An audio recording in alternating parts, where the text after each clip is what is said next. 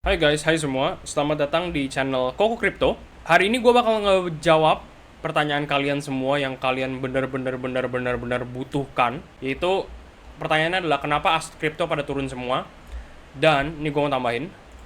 Dan mungkin bakal makin turun lagi. Titik. Hah? Gue ada 5 jawaban.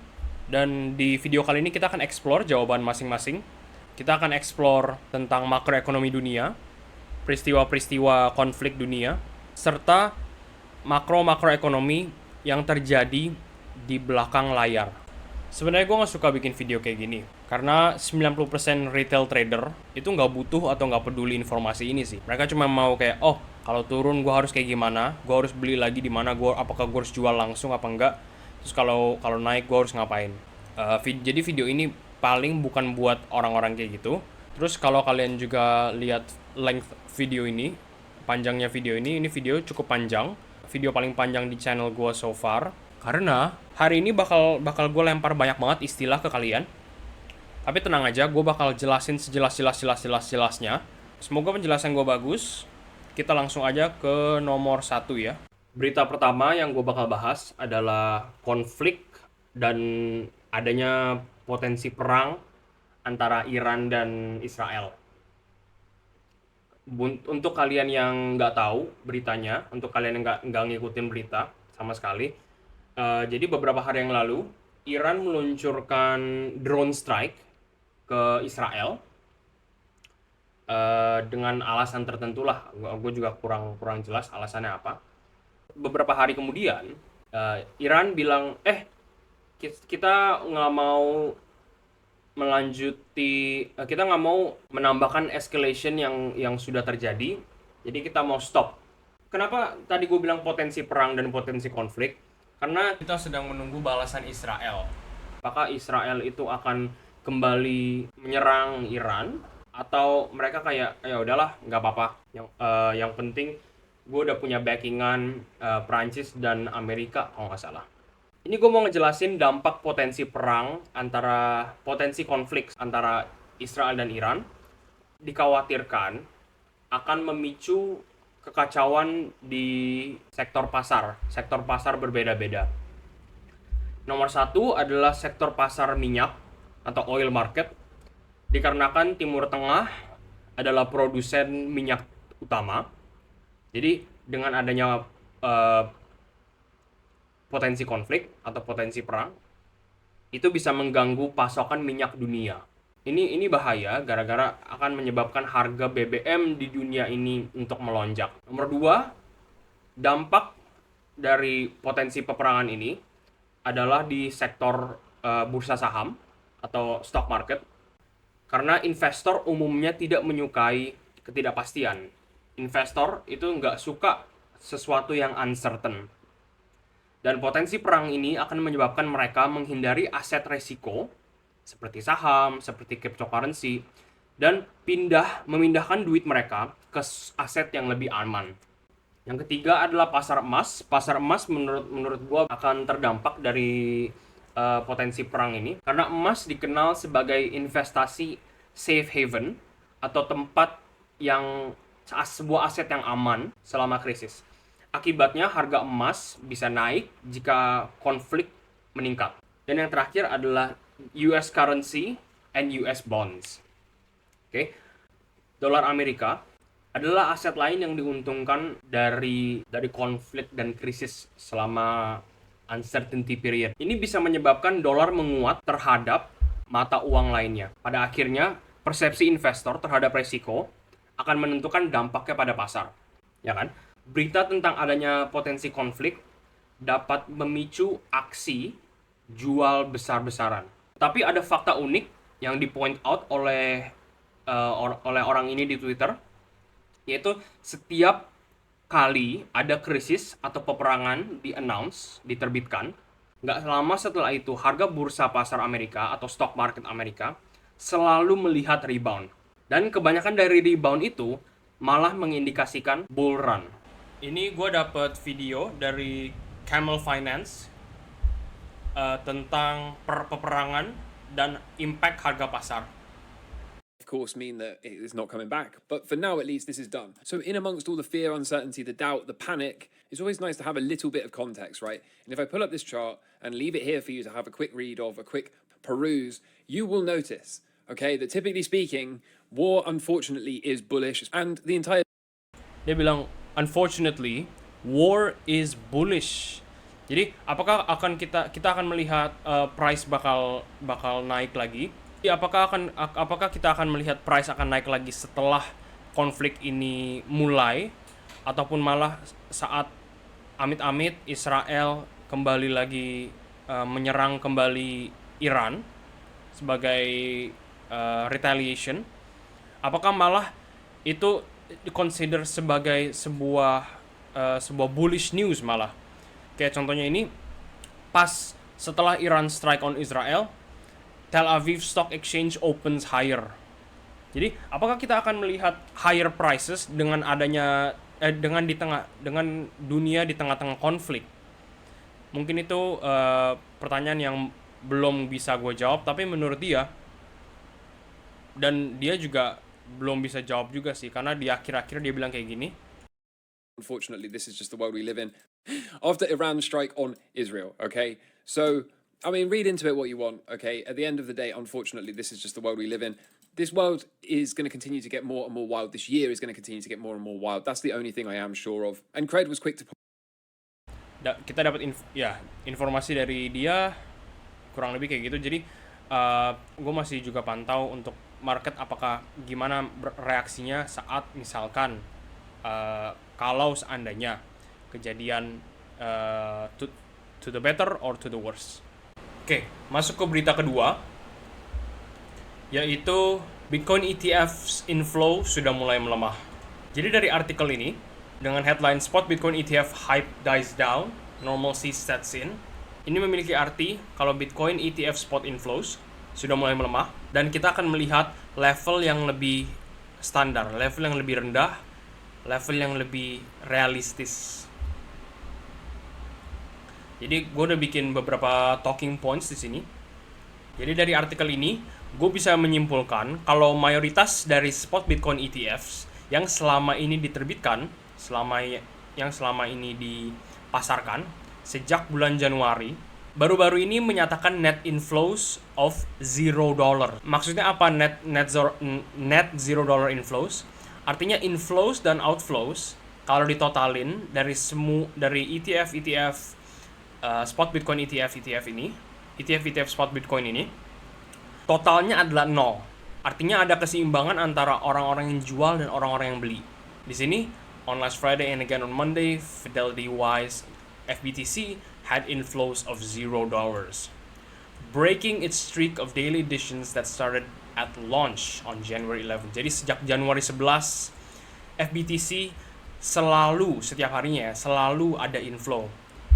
Baru kemarin Friday dan baru kemarin Minggu dan hari Senin ini, FBTC udah di-report 2 kali untuk memiliki inflows sebanyak $0.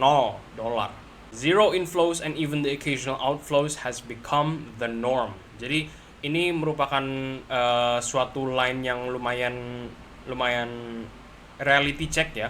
Kalau seandainya mungkin zero inflows dan even negative inflow atau outflow bakal merupakan normal, bakal merupakan angka inflow yang sebenarnya, yang seharusnya. Habis itu kita lanjut, he points out that around 83% of all ETFs on the US market saw zero inflows on Monday. Artinya apa? Artinya ini, analis dari Bloomberg, James Seyfarth, yang mencetuskan kalau 83% dari semua ETF ya on the US market saw zero inflows.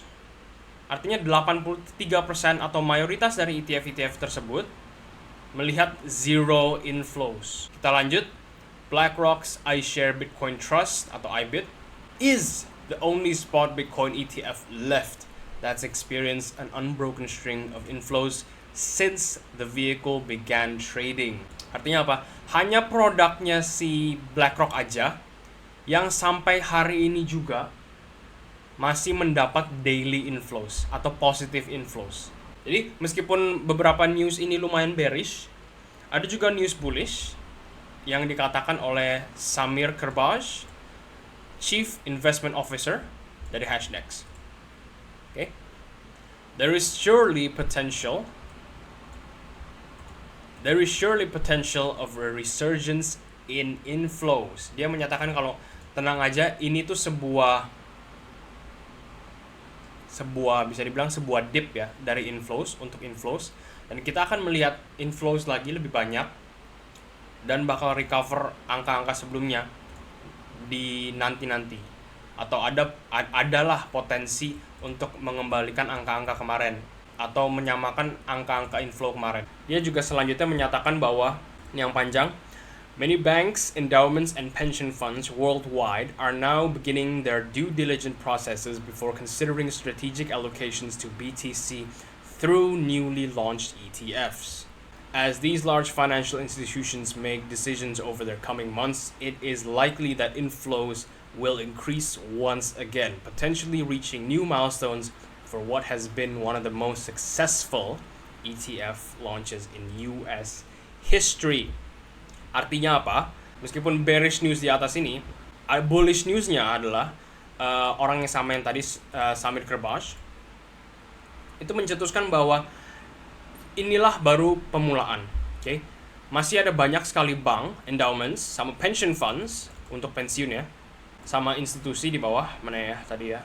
Ini di sini large financial institution are now only beginning, baru mau mulai untuk considering, atau setidaknya baru mulai proses untuk considering menambahkan alokasi Bitcoin, BTC, through ETFs. Dengan kata lain, exposure ke Bitcoin di masa depan akan jauh lebih banyak. Dan mereka ini semua, institution dan big moneys, akan mengekspos masyarakat massal ke Bitcoin melalui ETF. Kerbaj melanjuti, kalau ini terjadi, it is likely that inflow dari Bitcoin ETFs akan kembali lagi ke level sebelumnya. Karena Bitcoin Spot ETF merupakan indeks yang paling successful di sejarah Amerika. Oke, selanjutnya berita ketiga. Berita ketiga kita ada bonds dan treasury yields. Jadi ya bagi yang belum tahu, bonds specifically US government bonds atau bonds Amerika. Bonds kalau nggak salah bahasa Indonesianya obligasi, tapi that's stupid. Jadi gue mulai sekarang ngomongnya bonds ya.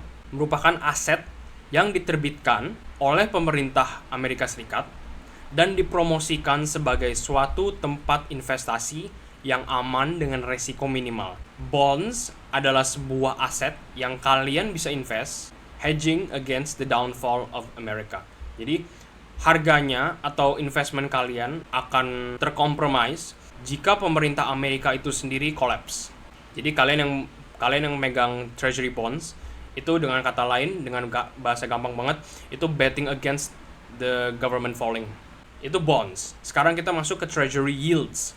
Treasury yields adalah bunga atau interest yang dibayarkan pemerintahan Amerika kepada investor yang memegang bonds. Besar kecilnya bunga ini bisa berubah-ubah tergantung pada seberapa banyak bonds yang dibeli.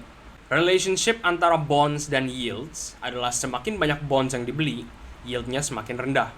Semakin sedikit bonds yang dibeli, yieldnya semakin tinggi.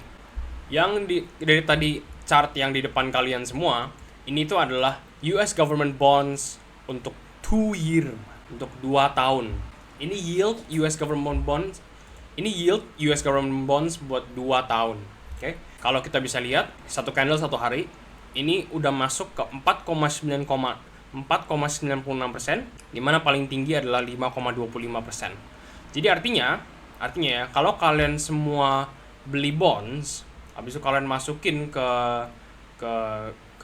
government, ke pemerintahan, kalian bisa dapat 5% for 2 years tanpa ada resiko apa-apa. Bisa dibilang aman banget kan.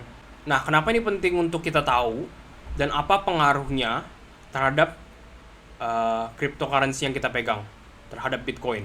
Alasannya ini, karena ada beberapa peristiwa yang terjadi baru-baru ini di dunia, ada dorongan besar bagi investor yang punya duit bejibun untuk mencari dan memilih aset yang memiliki resiko rendah, seperti bonds dan seperti emas. Emas nanti gue bakal jelasin nanti. Jadi semakin banyak orang yang memilih dan membeli bonds, alhasil karena semakin banyak orang yang memilih dan membeli bonds, semakin rendah yieldnya. Jadi kita sedang mencari pola investor untuk melihat kemana uang-uang besar ini, smart money, whalers, big money, menyalurkan duitnya. Secara logika, jika yield ini turun, artinya harga bonds, which is ada chartnya lagi tapi gue nggak buka, harga bonds tuh bakal naik. Sekali kalau yieldnya turun, harga bonds bakal naik. Sebaliknya, kalau harga bonds turun, harga yield bakal naik, ya kan? Sekarang apa yang kita lihat? Sekarang mari kita analisa chartnya. Habis itu apa yang kita lihat? Harga yield lagi naik. Harga yield lagi naik. Kurva yieldnya, by the way lihat, ini yield ya. Ini interest yang dibayarkan government. Jadi tuh lihat tuh. Benar-benar dari interestnya benar-benar 0,1 malah. Benar-benar ke 5. Ya, ini bukan sesuatu yang kalian bisa invest, tapi ini adalah indikator atau measurement di mana kalau kita lihat kayak gini, ya kan? Artinya banyak orang-orang yang beli bonds dan semakin naik harganya, ya kan? Semakin harganya naik, artinya semakin sedikit juga orang-orang yang beli bonds. Ya kan? Semakin sedikit orang-orang yang beli bonds karena nilai dari yield dan nilai bonds adalah inverse. Karena begini, artinya harga bonds pasti lagi turun karena harga yield lagi naik. Jadi kita punya kesimpulan, semakin lama ya, investor tuh makin nggak percaya atau makin tidak membeli bonds. Meanwhile, bonds merupakan salah satu aset teraman di Amerika, bener kan? Jadi jika investor nggak tertarik buat beli bonds, ya, dengan bunga yang sangat tinggi, dengan interest sangat tinggi loh, ini 5% lumayan loh, dengan resiko hampir 0. Kalau orang investor nggak mau beli bonds, mereka tuh belinya tuh apa? Because surely bukan cryptocurrency, karena cryptocurrency lagi down, ya kan? Nah, kalau bukan bonds, jadi mereka tuh belinya apa? Itulah transisi gue masuk ke berita ke-4. Berita ke-4. Yaitu kita akan membahas tentang gold. Jadi kalau kalian yang nggak tahu ya, harga emas itu udah perlahan-perlahan naik ke level tertinggi sepanjang masa, all time high. Sebelum ada dip, kalau nggak salah kalau kita buka, iya ini ada dip karena adanya konflik Iran-Israel. Apa hubungan emas sama bonds, sama nanti ujung-ujungnya gue sambungin lagi ke cryptocurrency, kok tenang aja. Gue mau kasih tahu kenapa orang-orang pada nggak invest bonds tapi investnya ke emas, oke? Tenang aja. Emas dan bonds, atau specifically emas, dikenal sebagai aset safe haven juga. Lebih pentingnya adalah kalau sedang ada konflik dan krisis di dunia, orang investor itu biasanya masuk ke emas. Ada alasan mengapa emas tuh lagi naik sekarang. Karena smart money dan institution sedang mencari aset yang lebih aman untuk diinvestasi. Sama kayak tadi bonds. Pemikirannya sama kayak bonds. Makanya semakin lama juga semakin naik. Ini merupakan wealth transfer, ya. Sekarang kita tahu nih, oke, smart money atau big money itu lagi di mana? Sekarang mereka tuh lagi di emas. Karena dari kenaikan ini. Kita sekarang tahu smart money itu lagi di emas, bukan lagi di bonds, bukan lagi di cryptocurrency, bukan lagi di pasar saham. Sekarang lagi di emas. Ini merupakan wealth transfer dari aset yang risky atau more risky ke aset yang less risk. Setidaknya sampai konflik dan uncertainty dan krisis di dunia udah mulai mereda lah, baru investor mulai lagi berani untuk men-shift lagi duitnya untuk ke aset-aset yang lebih beresiko. Tetapi sampai waktu itu terjadi, kita bakal melihat lebih banyak uang mengalir ke aset-aset lebih aman. Sehingga pada akhirnya lebih sedikit uang yang mengalir ke cryptocurrency. Pemerintahan Amerika sudah cukup lama menawarkan dan mengadvertise bonds dengan bunga tinggi. Kita balik lagi ke chart ini. Oke. Lihat, semakin lama semakin naik kan. Ini menandakan kalau pemerintahan Amerika itu udah cukup lama menawarkan dan mengadvertise bonds dengan bunga yang semakin tinggi. Oke, jadi pemerintah Amerika tuh mau investor-investor tuh investasi kembali ke pemerintah Amerika, dan dengan kata lain investasi kembali ke dolar Amerika. Jadi mereka mau meningkatkan kepercayaan untuk dolar Amerika. Tetapi realitanya kan mereka enggak. Karena selama ini yield-nya naik, oke, ini artinya orang-orang mulai kehilangan kepercayaan pada pemerintahan Amerika, atau dengan kata lain, kepercayaan terhadap dolar Amerika itu udah mulai menurun. Terus kenapa Bitcoin nggak ikut naik? Karena biasanya kan kalau seandainya orang-orang udah nggak percaya dengan fiat currency, apalagi dolar, mereka pindahnya ke Bitcoin, ya kan?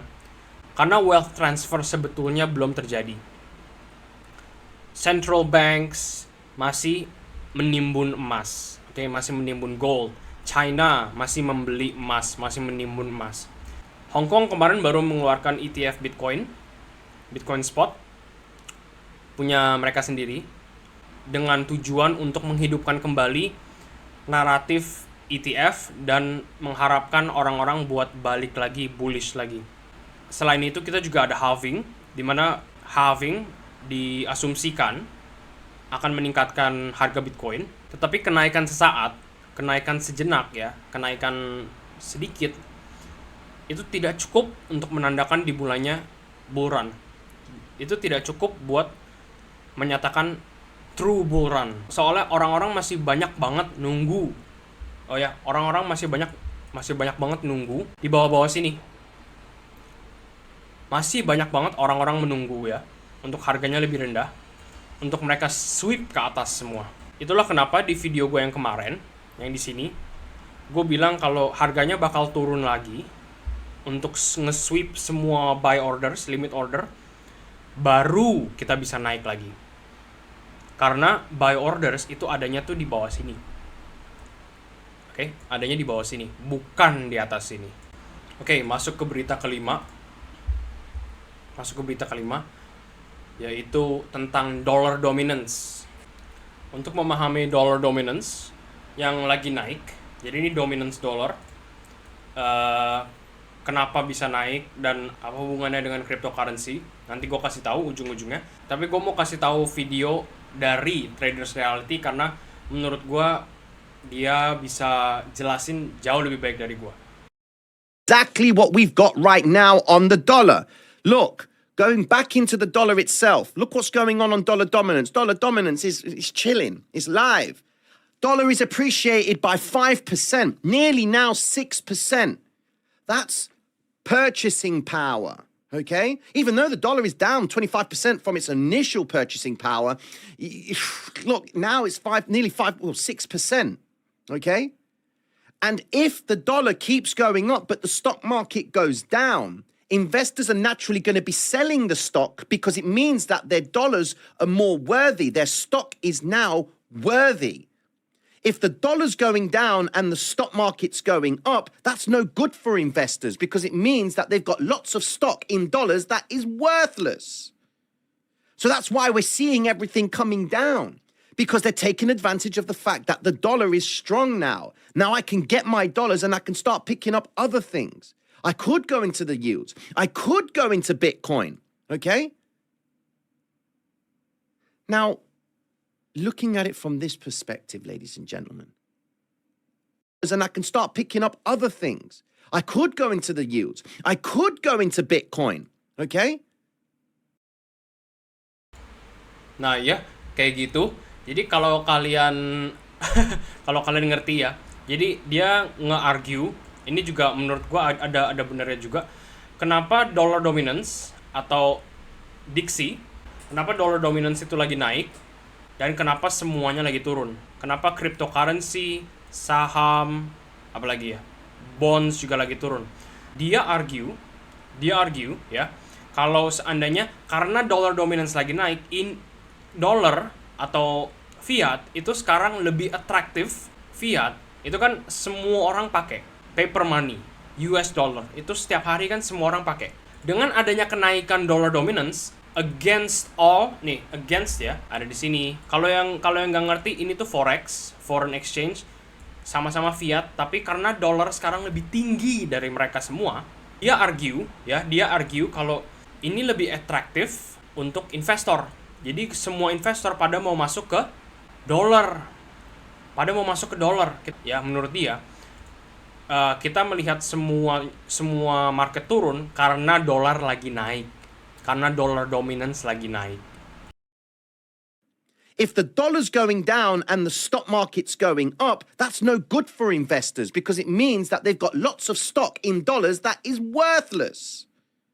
So that's why we're seeing everything coming down, because they're taking advantage of the fact that the dollar is strong now. Now I can get my dollars and I can start picking up other things. Ya, jadi karena dolar lagi naik, investor lebih suka megang dolar. Dengan endgame, mereka punya potensi buat beli aset-aset ini yang tadi gue bilang semuanya turun dengan lebih tinggi. I could go into the yields. I could go into Bitcoin. Okay? Ya, very interesting ya. Terus, itu kita kembali lagi full circle. Kalau gitu, gue bisa expect kapan Bitcoin bisa naik lagi. Jawabannya adalah satu, ada konflik Iran-Israel, bikin investor panik. Nomor dua, investor panik, jadi pengen investasi aset yang lebih aman, ya kan? Tapi tadi abis kita research, ternyata bukan bonds. Kenapa bukan bonds? Gara-gara nomor 3, emas lagi naik. Emas itu merupakan aset yang juga sama amannya, tetapi lebih terbukti saat krisis dan konflik dunia. Nomor 4, dollar dominance lagi naik banget, artinya investor purchasing power naik. Dan yang kelima, rate cuts masih belum kejadian. Oke, itulah kenapa kripto aset lagi turun semuanya. Oke. Jawabannya adalah gabungan antara semua ini. Paling segitu dulu dari gua. Makasih yang udah dengerin sampai akhir. Kalau ada yang dengerin sampai akhir, gua mau lihat dong, mau tahu dong, coba type di komen, type asik-asik deh. Di komen coba. Gua mau lihat berapa banyak orang yang nonton sampai akhir, benar-benar sampai akhir. Paling segitu dulu dari gua. Sampai jumpa di video berikutnya ya.